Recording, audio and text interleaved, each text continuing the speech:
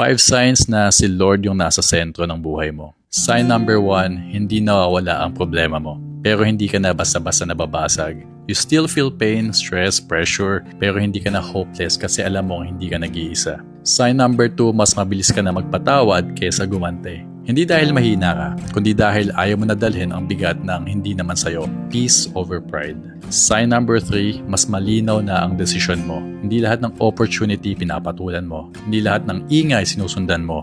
You ask first, you pause, you discern. Sign number 4, kapag may blessing, hindi ka lang thankful. You become generous. Sa oras, sa tulong, sa pag-unawa. Hindi ka takot mawalan kasi alam mong hindi ikaw ang source. Sign number 5, kahit walang nakakakita, you still choose to do what's right. Sa trabaho, sa relasyon, sa sarili mo. Hindi dahil may nakakapuna, kundi dahil may sinusunod kang mas mataas. So, final reminder, hindi mo kailangan ayusin lahat mag-isa. Ilapit mo lang sa Kanya kung hindi mo na kaya. Because when God is at the center, everything else slowly find its place.